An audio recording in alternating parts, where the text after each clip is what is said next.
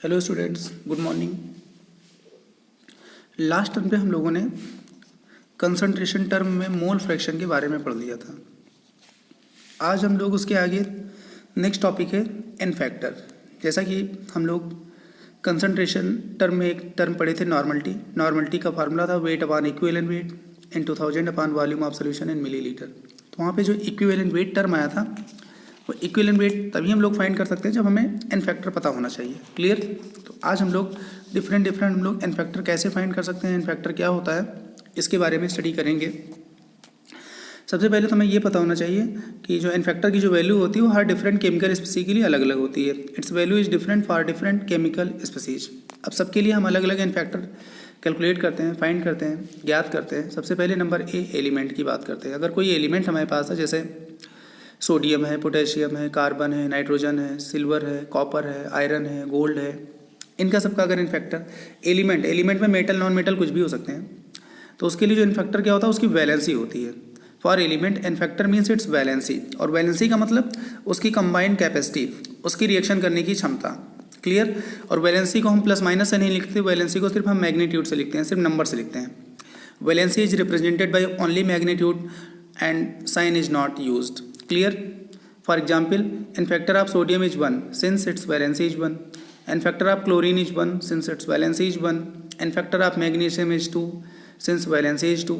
N factor of aluminum is 3 since its valency is 3. N factor of oxygen is 2. N factor of carbon is 4. N factor of nitrogen is 3. ऐसे हम लोग n factor हम लोग लिख लेते हैं। जो उसकी वैलेंसी है वही उसका n फैक्टर है, सिर्फ साइन नहीं लिखते हैं बस। अब सबसे नंबर बी, अगर एसिड्स की बात करें, एसिड्स का एन फैक्टर क्या होता है? तो for acids n factor means basicity of acid. Acid में टर्म यूज करते हैं बेसिसिटी, और बेस में हम टर्म यूज करते हैं एसिडिटी।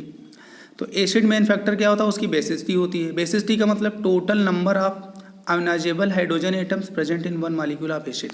मतलब एक मॉलिक्यूल एसिड को अगर पानी में डिजॉल्व करें तो जितने भी हाइड्रोजन आयन हमें मिलते हैं वो हम लोग उसका एन फैक्टर बोलते हैं। जैसे HCl को पानी में डिजॉल्व करेंगे तो एक हाइड्रोजन मिलेगा, तो इसका एन फैक्टर क्या हो गया? 1 हो गया। बेसेज की बात करें, नंबर सी base. For base n factor means acidity of base. Base में जैसा कि अभी मैंने बताया एसिडिटी यूज करते हैं। एसिडिटी का मतलब क्या होता है? The total number of ionisable OH minus ion from one molecule of base in water. एक मॉलिक्यूल बेस को पानी में मिलाने में जितने OH माइनस आयन देता है वो उसका क्या होता है? एन फैक्टर, या उसकी क्या होती है? बेसिसिटी। कुछ यहाँ पे एग्जाम्पल देख लेते हैं। HCl एन फैक्टर 1 हो गया, H2SO4 2 हो गया। क्यों? क्योंकि 1 मोल H2SO4 2 मोल हाइड्रोजन देता है वाटर में, या एक मॉलिक्यूल 2 हाइड्रोजन आयन देता है। HNO3 का 1 एन फैक्टर, CH3COOH का 1। इसमें देखने में तो 4 हाइड्रोजन लग रहे हैं, लेकिन एसिटिक एसिड को जब पानी में डिजॉल्व करेंगे तो CH3COO माइनस अलग होगा और H प्लस अलग होगा, तो एन फैक्टर 1 हो गया। H3PO2, इसमें हाइड्रोजन तो 3 दिख रहे हैं लेकिन इसका एन फैक्टर 1 है, आपको याद रखना पड़ेगा। H3PO3 में हाइड्रोजन 3 है लेकिन इसका एन फैक्टर 2 होता है, ये भी आपको याद रखना पड़ेगा। H3PO4 में हाइड्रोजन 3 है लेकिन इसका एन फैक्टर 3 होता है, ये आपको याद रखना पड़ेगा। ये इनके सबके स्ट्रक्चर से क्लियर होंगे, जो कि हम लोग आगे पी ब्लॉक एलिमेंट जब पढ़ेंगे तो वहाँ पे हम इसको पढ़ेंगे कि इसका एन फैक्टर 1 क्यों है, इसका 2 क्यों, इसका 3 क्यों है। पर क्लोरिक एसिड का एन फैक्टर क्या है? 1 है। कुछ बेस है यहाँ पे। बेस में पोटेशियम हाइड्रोक्साइड, एक OH एन फैक्टर 1 है, NaOH में 1 है, MgOH होल ट्वाइस में एक मॉलिक्यूल में 2 OH है, एन फैक्टर 2 हो गया। कैल्शियम हाइड्रोक्साइड में एक मॉलिक्यूल में 2 OH है, एन फैक्टर 2 हो गया। कॉपर हाइड्रोक्साइड में एक मॉलिक्यूल में 2 है OH ग्रुप है, एन फैक्टर 2 हो गया। ऐसे इसमें एन फैक्टर 3 हो गया, इसमें 3 हो गया। बच्चों कुछ बेस ऐसे होते हैं जो पानी में डिजॉल्व नहीं होते हैं और OH माइनस आयन नहीं देते हैं, जैसे copper hydroxide, ferric hydroxide, aluminium hydroxide, calcium hydroxide भी जनरली ये सभी क्या है? इनसॉल्युबल है। तो इनमें हम ये नहीं बोलेंगे कि कितने OH माइनस आयन देता है, इसमें हमें ये बोलना है कि एक मॉलिक्यूल में कितने OH माइनस आयन उपस्थित होते हैं, एक मॉलिक्यूल में कितने हाइड्रोक्सिल ग्रुप उपस्थित होते हैं, वो उसका एन फैक्टर होता है। ठीक है। सॉल्ट की बात करते हैं। तो बच्चों सॉल्ट क्या होते हैं? जनरली कैटायन और एनायन से मिलकर बनते हैं और एसिड और बेस की रिएक्शन से बनते हैं। तो सॉल्ट में कैटायन और एनायन जरूर होंगे। तो सॉल्ट का एन फैक्टर क्या होता है? For salt n factor is total positive charge on cation और total negative charge on anion present in one formula unit. एक फार्मूला यूनिट में जितने प्लस या जितने माइनस होते हैं, जनरली प्लस और माइनस बराबर भी होते हैं, ये भी आपको पता होना चाहिए। तो जितने प्लस होंगे उतने ही माइनस होंगे, तो बस वो मैग्नीट्यूड आपको एन फैक्टर के फॉर्म में लिखना है विदाउट साइन। जैसे सोडियम क्लोराइड है, 1 प्लस और 1 माइनस है, एन फैक्टर 1 लिखेंगे। Na2CO3 में इनफैक्टर 2 है, क्यों? क्योंकि 2 Na+ हैं और एक कार्बोनेट है, एक कार्बोनेट पे डबल माइनस है और 2 सोडियम में मिला के 2+ हो गया। NaHCO3 ब्रेक होकर Na+ और HCO3 में कन्वर्ट होता है, तो एक प्लस है और एक माइनस है, इनफैक्टर 1 हो गया। Al2SO4 होल थ्राइस, एक मालिक्यूल में 2 एल्युमिनियम आयन है, 3 सल्फेट आयन है, 3 2 जा -6, 2 3 जा +6, तो +6 इनफैक्टर 6 लिखेंगे। K2SO4 Al2SO4.24H2, इसमें वाटर आयनिक कंपाउंड नहीं, इसलिए वाटर को हम छोड़ देंगे। एक सल्फेट पूरा यहाँ पे है और 3 सल्फेट यहाँ पे है, 3 और 1 4 सल्फेट हैं। एक सल्फेट का -2 होता है, क्लियर? एक सल्फेट का -2 होता है, तो 4 का कितना हो जाएगा? 4 2 जा -8 हो जाएगा। पॉजिटिव भी देख लो उतने ही होंगे। एक पोटेशियम का 1+ है, 2 पोटेशियम है 2+ हो गया, एक एल्युमिनियम +3 है, 2 एल्युमिनियम का +6 हो गया, +6 +2 +8 हो गया। तो इनफैक्टर क्या हो गया?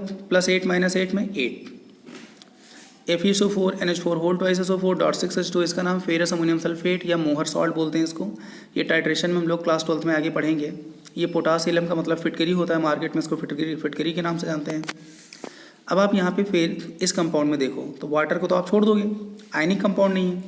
एक सल्फेट यहाँ पे SO4 और एक सल्फेट SO4 यहाँ पे, 2 सल्फेट, एक सल्फेट पे -2 होता है तो 2 पे -4 हो गया।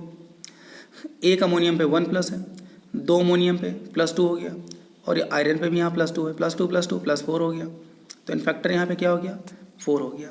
आगे इनफैक्टर ऑक्सीडाइजिंग या रिड्यूसिंग एजेंट में हम लोग देखते हैं, या ऑक्सीडाइजिंग रिड्यूसिंग एजेंट का दूसरा नाम होता है ऑक्सीडेंट और रिडक्टेंट होता है। बच्चों ये सब रिडॉक्स रिएक्शन में ऑलरेडी आपने क्लास 11 में पढ़ा होगा, लेकिन एक बार मैं आपको फिर से रिविजन करा रहा हूँ, ठीक है? तो ऑक्सीडेंट और रिडक्टेंट, सबसे पहले ऑक्सीडाइजिंग एजेंट। तो ऑक्सीडाइजिंग एजेंट होते क्या हैं? जो दूसरों को ऑक्सीडाइज करते हैं और खुद में रिड्यूस होते हैं। और खुद में कैसे रिड्यूस होंगे? इलेक्ट्रॉनों को लेकर, जो इलेक्ट्रॉन लेता है उसका रिडक्शन होता है, जो इलेक्ट्रॉन देता है उसका ऑक्सीडेशन होता है। तो ऑक्सीडाइजिंग एजेंट क्या होता है? दूसरों को ऑक्सीडाइज करते हैं लेकिन खुद में रिड्यूस होंगे, खुद में इलेक्ट्रॉन को ये लेंगे। तो एक मालिक्यूल जितने इलेक्ट्रॉन लेता है वो उसका इनफैक्टर होता है और वो ऑक्सीडाइजिंग एजेंट कहलाता है। तो n factor is total number of electrons gained by one molecule of oxidising agent in a chemical reaction. किसी भी केमिकल रिएक्शन में ये सारा काम किसी केमिकल रिएक्शन में होता है। तो किसी भी केमिकल रिएक्शन में कोई भी एक मालिक्यूल जितने इलेक्ट्रॉन को लेता है वो उसका इनफैक्टर कहलाता है।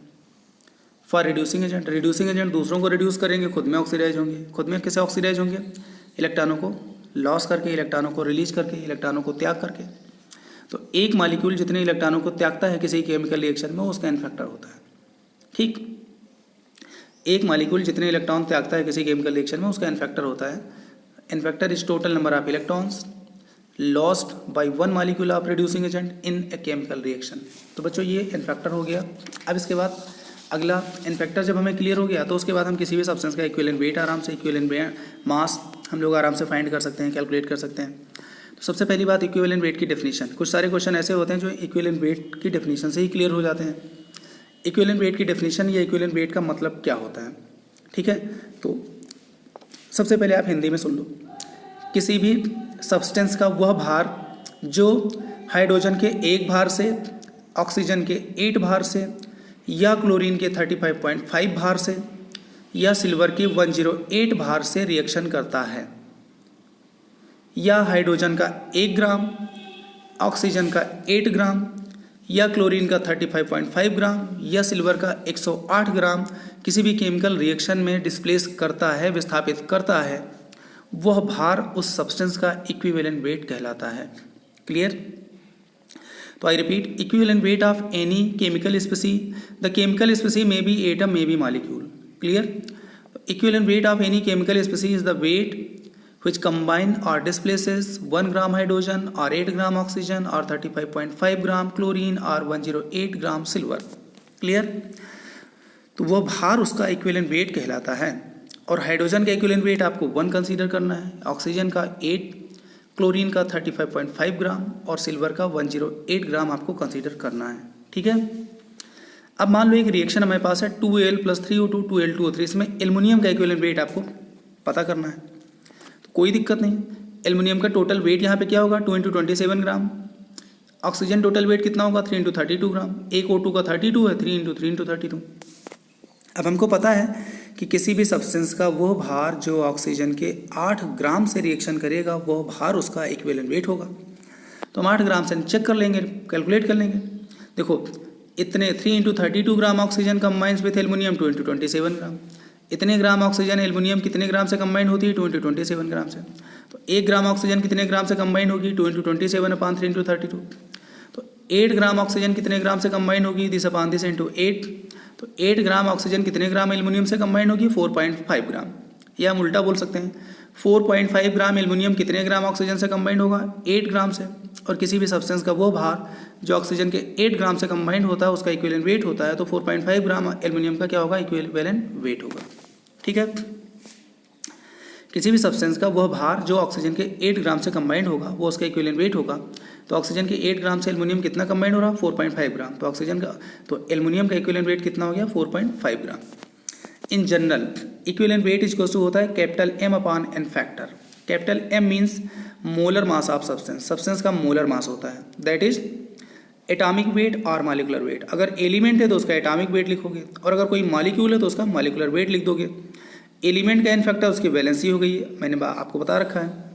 मॉलिक्यूल का एन फैक्टर उस मॉलिक्यूल पे डिपेंड करेगा। एसिड है तो बेसिसिटी होगा, बेस है तो एसिडिटी होगा, सॉल्ट है तो टोटल पॉजिटिव या टोटल नेगेटिव चार्ज होगा, और ऑक्सीडाइजिंग या रिड्यूसिंग एजेंट है तो total mole of electron gained या lost by 1 molecule of compound वो होगा। ठीक है, तो एन फैक्टर के बारे में मैंने आपको ऑलरेडी बता रखा है। अब यहाँ पे देखो, जैसे H2SO4 का इक्विवेलेंट वेट फाइंड करना है तो M अपॉन एन फैक्टर, इसका मॉलिक्यूलर वेट 98 होता है, एन फैक्टर 2 हो गया, 49 आ गया। H3PO4 का एन फैक्टर H3PO4 का इक्विवेलेंट वेट, उसका molecular weight upon n factor, molecular weight 98 है, एन फैक्टर 3 होता है। H3PO3 का molecular weight upon n factor, molecular weight 82 होता है, एन फैक्टर 2 अभी आपको बताया गया है। H3PO2 का molecular weight upon n factor, molecular weight 66 है, एन फैक्टर 1 आपको बताया गया है। Acetic acid molecular weight upon n factor, molecular weight 60, n factor 1 होता है। H3BO3 बोरिक एसिड, देखने में 3 हाइड्रोजन है लेकिन इसका भी एन फैक्टर 1 होता है, आगे हम लोग पढ़ेंगे। तो M upon n factor, molecular weight upon n factor. NaOH base है, molecular weight upon n factor, molecular weight 40/1 होता है। MgOH whole twice, molecular weight upon n factor, molecular weight 58 है, एन फैक्टर 2 होता है। इसका भी मॉलिक्यूलर वेट 74, एन फैक्टर 2 होता है। ऐसे ही है ammonium hydroxide, molecular weight upon n factor 35/1, molecular weight upon n factor 58.5/1, molecular weight upon n factor, molecular weight 106/2 हो गया। एन फैक्टर Na2CO3 का 2 एन फैक्टर आपको बताया गया है। सोडियम बाइकार्बोनेट का एन फैक्टर 1 होता है, मॉलिक्यूलर वेट 84 हो गया। कैल्शियम कार्बोनेट का molecular weight upon n factor, molecular weight 100/2 हो गया। ठीक, 2 एन फैक्टर कैसे हो गया? एक कैल्शियम पे 2+ होता है और एक कार्बोनेट पे 2- होता है, तो एन फैक्टर क्या हो गया? 2। Na3PO4 M upon n factor, M molecular weight आप निकाल लोगे जैसे सबके निकाले हैं, एन फैक्टर 3 है। कैसे 3 है? एक फॉस्फेट पे -3 होता है और एक सोडियम पे 1+ होता है, लेकिन सोडियम 3 है तो टोटल पॉजिटिव 3 हो गया, टोटल नेगेटिव 3 हो गया, एन फैक्टर 3 हो गया। क्लियर? CO2 में M upon 2, M molecular weight 44, n factor 2 होता है। ये CO2 का एन फैक्टर 2 कैसे आया? CO2 को वाटर से रिएक्शन कराओगे तो बनेगा H2CO3। तो CO2 का एन फैक्टर वही होगा जो CO2 से बने हुए एसिड का, दैट इज H2CO3 का है। तो H2CO3 का एन फैक्टर 2 है तो CO2 का भी एन फैक्टर 2 हो गया। ऐसे ही SO2 का एन फैक्टर फाइंड करना चाहें तो SO2 + H2 हो H2SO3, तो SO2 का एन फैक्टर वही होगा जो H2SO3 का होगा, जो कि 3 होता है। ठीक है, अब आपको एक बात यहाँ पे याद रखना है, जैसे यहाँ पे H3PO4 एन फैक्टर 3 है, अगर H3PO4 किसी केमिकल रिएक्शन में पूछा जाए तो वहाँ पे इसका एन फैक्टर 1 भी हो सकता है, 2 भी हो सकता है, 3 भी हो सकता है। ठीक, H2SO4 का एन फैक्टर यहाँ पे 2 लिखा है, लेकिन किसी केमिकल रिएक्शन में H2SO4 पूछा जाए तो वहाँ पे डिपेंड करेगा कितने उसने हाइड्रोजन त्यागे हैं। एक रिलीज किया तो एन फैक्टर 1 लिखोगे, 2 रिलीज किया तो 2 लिखोगे। ऐसे ये है, अगर किसी केमिकल रिएक्शन में एक हाइड्रोजन रिलीज किया है एक मॉलिक्यूल में तो एन फैक्टर 1 होगा, 2 रिलीज किए हैं तो 2 होगा, 3 रिलीज किए हैं तो 3 होगा। ऐसे पूछा जाए जनरल में बिना किसी केमिकल रिएक्शन में तो 3 हो जाएगा H3PO4 का। ठीक है स्टूडेंट, अब इसके बाद अगला अपना जो है कुछ क्वेश्चन हम लोग कर लेते हैं इस टॉपिक से रिलेटेड। ठीक है, तो क्वेश्चन में सबसे पहला अपना क्वेश्चन है calculate the mole fraction of ethylene glycol, जिसका फार्मूला है C2H6O2। ये इसको हम CH2OH से भी लिखते हैं। In solution containing 20% C2H6O2 by mass और वेट। तो एक सोल्यूशन है जिसमें 20% इथाइलिन ग्लाइकोल बाई मास है। तो आपको याद करो, मैंने बाई मास का मतलब बताया था क्या होता है। तो 20% बाई मास और वेट का मतलब होता है मीन्स 20 ग्राम इथाइलिन ग्लाइकॉल इन 100 ग्राम सोल्यूशन। अगर 100 ग्राम सोल्यूशन है तो उसमें इथाइलिन ग्लाइकॉल कितना होगा, 20 ग्राम होगा, तो उसको हम लोग बोलेंगे 20% बाई वेट। अब इसमें हम लोग मान लिया कि हमारे पास सोल्यूशन हमारे पास 100 ग्राम है, सोल्यूशन हमने मान लिया 100 ग्राम है, तो उसमें इथाइलिन ग्लाइकॉल कितना लिखेंगे, 20 ग्राम। वेट ऑफ इथाइलिन ग्लाइकॉल 20 ग्राम, और वेट ऑफ वाटर कितना लिखेंगे, weight of solution minus weight of solute that is 80 ग्राम। तो 100 ग्राम सोल्यूशन में 20 ग्राम इथाइलिन ग्लाइकॉल है और 80 ग्राम क्या है, वाटर है। दोनों के सबसे पहले मोल निकाल लो। Mole of ethylene glycol weight upon molecular weight, weight 20 है, मालिकुलर वेट 62 होता है, ये मोल आ गए। Moles of water weight upon molecular weight, weight 80 gram है, मालिकुलर वेट 18 होता है, ये आ गए। अब mole fraction of ethylene glycol that is x of glycol. तो mole fraction of ethylene glycol क्या होता है, ग्लाइकॉल के mole upon total mole. Glycol के मोल 0.322 हैं, टोटल मोल में दोनों को हम ऐड करेंगे, ये आंसर आ गया। अब क्योंकि इसमें दो ही कंपोनेंट हैं सोल्यूशन में, इथाइलिन ग्लाइकॉल और वाटर, तो वाटर के मोल फ्रैक्शन क्या होगा, 1 minus mole fraction of ethylene glycol, 1 minus this is equals to 0.932, answer आ गया।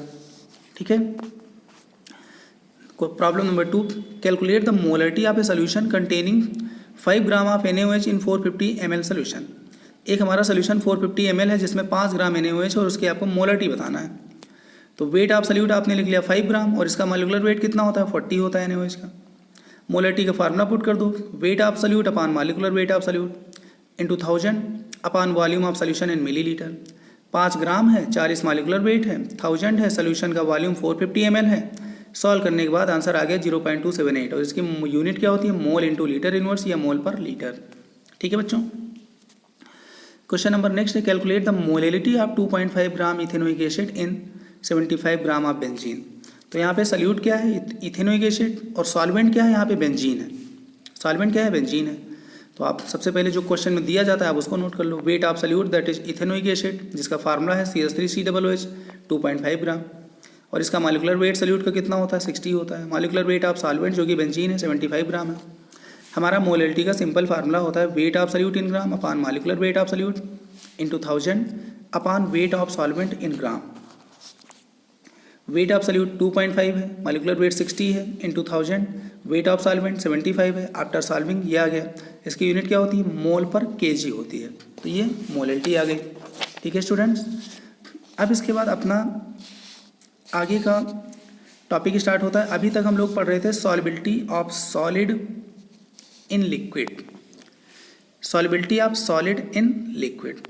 आज हम लोग बात करेंगे solubility of gas in liquid, मतलब ऐसा सोल्यूशन जिसमें सल्यूट गैस हो और सॉल्वेंट क्या हो, लिक्विड हो। तो solubility of gas in liquid, इसका दूसरा नाम होता है आल्सो कॉल्ड सॉल्युबिलिटी कोफिशिएंट। कभी कभी सॉल्युबिलिटी कोफिशिएंट के नाम से पूछ लिया जाता है। तो solubility coefficient mean solubility of gas in liquid, मतलब आपको उसकी डेफिनेशन लिखनी है। अच्छा, डेफिनेशन क्या होती है, या solubility of gas in liquid का मतलब क्या होता है। It is defined as the volume of the gas in cubic centimeter or ml which will dissolve in 1 cubic centimeter or 1 ml of liquid to form a saturated solution at a particular temperature and pressure।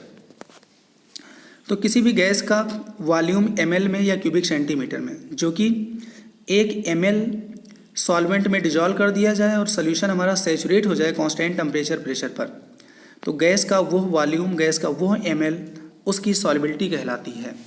ठीक है, उस liquid में। और हर gas की अलग अलग liquid में solubility की वैल्यू क्या होती है बच्चों, अलग अलग होती है। ठीक है।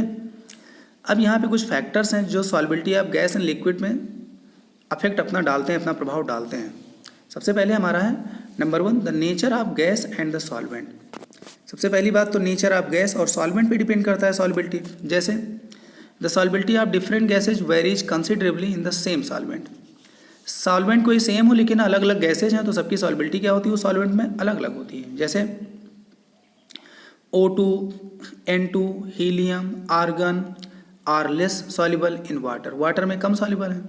Whereas sulphur dioxide, hydrogen chloride gas, ammonia gas are more soluble in water. Reason since they chemically react with water to form sulphurous acid, hydrochloric acid and ammonium hydroxide respectively. इनकी solubility water में ज़्यादा है, क्यों, क्योंकि SO2 water से reaction कर जाती है, HCl गैस वाटर से रिएक्शन कर जाती है और अमोनिया गैस वाटर से रिएक्शन कर जाती हैं। तो जो रिएक्शन कर जाती हैं सॉल्वेंट से उनकी सॉल्बिलिटी उस सॉल्वेंट में ज़्यादा होती है, और जो सब गैसेज सॉल्वेंट में रिएक्शन ना करें उनकी सॉल्बिलिटी क्या होती है, कम होती है। ठीक है।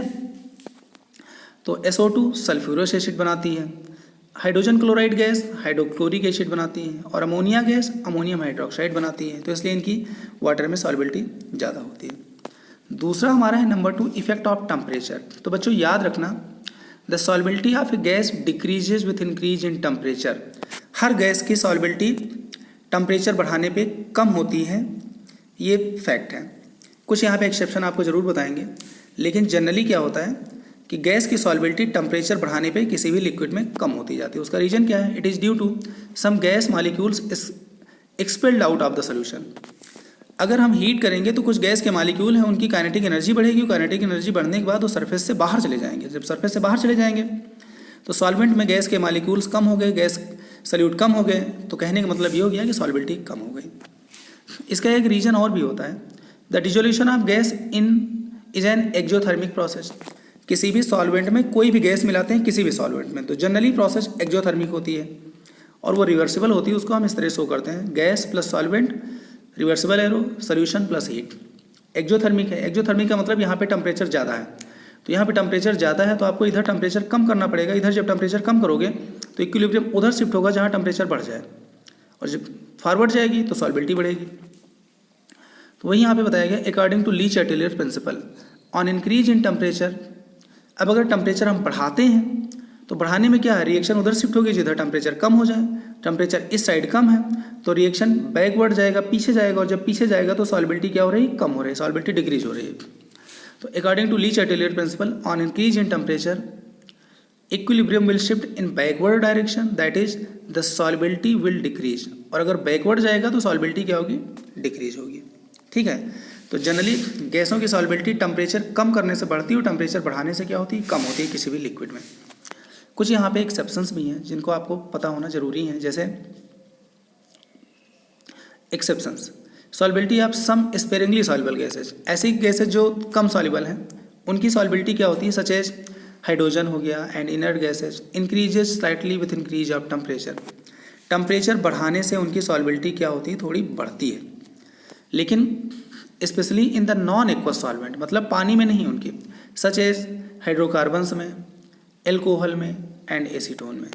तो ये जो गैसेज मैंने आपको नाम बताया, नोबेल गैसेज हो गया या इनर्ट गैसेज और हाइड्रोजन, ये पानी में नहीं, हाइड्रोकार्बन्स में, एल्कोहल में, एसीटोन में, इनमें इनकी टेम्परेचर बढ़ाने से सॉल्बिलिटी क्या होती है, जनरली बढ़ती है बच्चों। तो ये सॉल्बिलिटी हो गया। अब इसके बाद तीसरा अपना इसमें फैक्टर होता है, that is effect of pressure. ये बहुत ही इंपॉर्टेंट है क्योंकि इस पर एक लॉ यहाँ पे दिया गया है, तो इफेक्ट ऑफ प्रेशर हमें पढ़ना बहुत जरूरी है। ठीक है। इफेक्ट ऑफ प्रेशर, तो the solubility of gas increases with increase of pressure. Pressure बढ़ाने से गैसों की सॉल्बिलिटी लिक्विड में बढ़ती है बिना किसी एक्सेप्शन के। मान लो हमारे पास if m is the mass of the gas dissolve by unit volume of the solvent. मान लो यूनिट वॉल्यूम में m ग्राम गैस जो है डिजॉल्व कर दी गई है, and the pressure of the gas at equilibrium with solution. और जैसा कि अभी बताया था रिएक्शन रिवर्सिबल होती है, इक्विलिब्रियम में होती है, तो इक्विलिब्रियम में जो गैस का प्रेशर है वो कैपिटल P है। Then according to Henry's law, Henry law के अनुसार m directly proportional to P होता है, और प्रोपोर्शनल का साइन हटाते हैं तो क्या आता है, m is equal to KP। K क्या है, K is the proportionality constant and depends upon the nature of gas, nature of solvent, temperature and units of pressure. इतनी चीज़ों पे K की वैल्यू जो है डिपेंड करती है। अब एक हम ग्राफ बना रहे हैं यहाँ पे M और P में, variation of solubility of gas with pressure. तो जैसे जैसे आप प्रेशर बढ़ाओगे वैसे वैसे सॉल्बिलिटी क्या होती जाती है, बिल्कुल बढ़ती जाती है। लेकिन अगर डिफरेंट गैसेज की बात करें तो डिफरेंट गैसेज की सबकी अलग अलग सॉल्बिलिटी होती है। सबसे ज़्यादा ऑक्सीजन की होती है और सबसे कम हीलियम की होती है। तो ये ग्राफ आपका हीलियम के लिए, ये नाइट्रोजन के लिए और ये ऑक्सीजन के लिए। ऑक्सीजन को ज़रा सा प्रेशर दोगे, ज़्यादा से ज़्यादा अमाउंट क्या है, गैस डिजॉल्व हो जाएगी। हीलियम को प्रेशर बढ़ाने के साथ साथ सॉल्बिलिटी बढ़ती है लेकिन वैल्यू कम होती है। नाइट्रोजन की उससे थोड़ा ज़्यादा सॉल्बिलिटी होती है, ऑक्सीजन की सॉल्बिलिटी सबसे ज़्यादा होती है। तो ये है solubility of some gases with equilibrium pressure. ठीक है। हेनरी लॉ का एक स्टेटमेंट और है बच्चों, Henry's law in the form of mole fraction. Mole fraction के टर्म में it states that the mole fraction of gas dissolved in the liquid is directly proportional to pressure of the gas या partial pressure of the gas over the liquid. Clear? तो XA क्या है? Gas के mole fraction जो dissolve है। PA क्या है? Gas का पार्शियल प्रेशर है। प्रोपोर्शनल का साइन हटाते हैं तो कांस्टेंट टर्म यूज करते हैं, XA equals to K dash into PA। यहाँ का कांस्टेंट और वहाँ का कांस्टेंट अलग है, इसलिए इसको K डैश कहा। अब अगर PA यहाँ से कहा, PA equals to 1/K dash into XA होगा। 1/K डैश को ही हम लोग बोलते हैं हेनरी कांस्टेंट KH। तो 1/K डैश के प्लेस पे KH लिख दिया, तो PA equals to KH into XA हो गया। PA है partial pressure of gas in solution, XA क्या है? Mole fraction of gas dissolved in solvent. तो PA देखो यहाँ पे नाम दिया पार्शियल प्रेशर या pressure of the gas over the liquid, XA mole fraction of gas dissolved in the liquid, KH Henry constant है। हेनरी कांस्टेंट की बच्चों जो वैल्यू होती है वो हर गैस के लिए अलग अलग होती है, अलग अलग टेम्परेचर पे। तो टेबल यहाँ पे बनी हुई है, वो टेबल में आप देख लेना, कुछ याद कर लेना, और बाकी कुछ आपको क्वेश्चन में भी दे दिया जाएगा, तो आप क्वेश्चन से आप सॉल्व कर सकते हो, कोई दिक्कत नहीं। ठीक है, हम लोग अब न्यूमेरिकल सॉल्व करते हैं। पहला हमारा क्वेश्चन है, if N2 gas is bubbled through water at 293 kelvin, how many millimoles of N2 gas would dissolve in 1 liter of water? Assume that N2 exerts a partial pressure of 0.987 bar. Henry constant N2 का दिया गया है। 1 litre water का मतलब होता है 1000 gram water. 1000 gram water के मोल हम लोग फाइंड कर लेंगे। अब यहाँ पे देखो, the solubility of gas is related to its mole fraction in the aqueous solution. The mole fraction of the gas in the solution is calculated by applying Henry law. Henry law का statement है partial pressure mole fraction into Henry constant. Partial pressure of N2 is equals to Henry constant into mole fraction of N2। यहाँ से मोल fraction of N2 find करो तो partial pressure of N2 upon Henry constant, partial pressure of N2 दिया है, Henry constant दिया है, value आ गई 1.29 into 10⁻⁵। अब बच्चों ये जो नाइट्रोजन के मोल फ्रैक्शन आ गए, ये कितने पानी में है? 1 लीटर पानी में है। 1 लीटर पानी का भार 1000 ग्राम है। 1000 ग्राम में अगर मोलों की संख्या निकालोगे तो 1000/18 करोगे 55.5 मोल आ जाएगा। तो 1 litre of water contains 55.5 mole of water. Therefore if small n represent the number of moles of nitrogen in solution then. अच्छा, मोल फ्रैक्शन ऑफ नाइट्रोजन क्या होता है? Moles of nitrogen upon moles of nitrogen plus moles of water. Clear? इसको small n से denote कर दिया गया। यहाँ पे वाटर के मोल 55.5 आ गए। अच्छा, वाटर के मोल यहाँ पे सॉल्यूट के मोल के कंपेरिजन में बहुत ज़्यादा हैं, तो इसलिए हमने क्या कर दिया है, स्मॉल n प्लस 55.5 को जनरली हम 55.5 लिख लिया। क्या लिख लिया? 55.5। कैपिटल N जो है बहुत ज़्यादा है, वाटर के मोल ज़्यादा है, सॉल्यूट के मोल कम है, n plus n nearly equals to capital N, और कैपिटल N क्या आ गया? 55.5 आ गया। तो अब ये मोल फ्रैक्शन आपने ऊपर सॉल्व कर रखा है। 1.29 इंटू 10⁻⁵ इज इक्वल्स टू क्या आ गया? Small n upon 55.5। Small n क्या है? Moles of nitrogen. तो क्रॉस मल्टीप्लाई कर दिया, मोल्स ऑफ नाइट्रोजन कितने हो गए? ये मोल आ गए। मोल को मिली मोल में कन्वर्ट करने के लिए आप क्या करोगे? 1000 से मल्टीप्लाई कर दोगे, तो मिली मोल ऑफ नाइट्रोजन 1000 से मल्टीप्लाई कर दिया, तो ये इतने मिली मोल आ गए, ये आपका आंसर आ गया। ठीक है बच्चों, क्वेश्चन नंबर 2 है, Henry law constant for oxygen dissolved in water is, ये है। पार्शियल प्रेशर ऑफ ऑक्सीजन भी दिया गया है। Find the concentration of the dissolved oxygen in water. Concentration of निकालना, वो भी मोल पर लीटर में निकालना है। ठीक है, तो एक हमारा रिलेशन है partial pressure is equals to mole fraction into Henry constant. Partial pressure of O2 Henry constant into mole fraction of O2। यहाँ से मोल फ्रैक्शन ऑफ O2 आ गया, वैल्यू पुट करने के बाद ये आ गया। मोल्स ऑफ वाटर 1 लीटर है। 1 लीटर में अभी मैंने बताया था 1000 ग्राम होता है। 1000 में मोलों की संख्या 55.5 आ गई। अच्छा, मोल फ्रैक्शन ऑफ ऑक्सीजन जो क्या होता है? मोल of oxygen upon mole of oxygen plus mole of water. यहाँ पे मोल ऑफ ऑक्सीजन वाटर की तुलना में कम है, इसलिए mole of oxygen plus mole of water nearly equals to क्या लिखोगे? Mole of water. तो mole fraction of O2 is equals to moles of water upon moles of oxygen upon moles of water. यहाँ से cross multiply कर लोगे, moles of oxygen क्या आ गए? मोल fraction of oxygen into moles of water, value put कर लिया। Moles of O2 आ गया, इतना आ गया। अच्छा, ये बताओ इतने मोल जो है ऑक्सीजन जो है वो कितने पानी में है? 1 लीटर पानी में है। कितने लीटर पानी में? 1 लीटर पानी में इतने मोल हैं। और 1 लीटर सोल्यूशन में जितने मोल होते हैं वही उसकी मोलरिटी होती है या मोलर कंसंट्रेशन होती है। तो 1 लीटर सोल्यूशन में 5.11 इंटू 10⁻⁴ मोल O2 है, तो यही इसकी मोलरिटी हो गई। तो molarity is equals to number of moles in 1 litre solution. तो number of moles in 1 litre solution कितने हैं? 5.11 इंटू 10⁻⁴। तो ये इसकी मोलरिटी आ गई। मोलरिटी की जो यूनिट होती है कैपिटल M होती है। तो इस तरह बच्चों अपना Henry law constant, Henry law से रिलेटेड क्वेश्चंस हो गए। आगे के टॉपिक इसके आगे बच्चों अब हम लोग नेक्स्ट वीडियो लेक्चर में पढ़ेंगे। Thank you very good.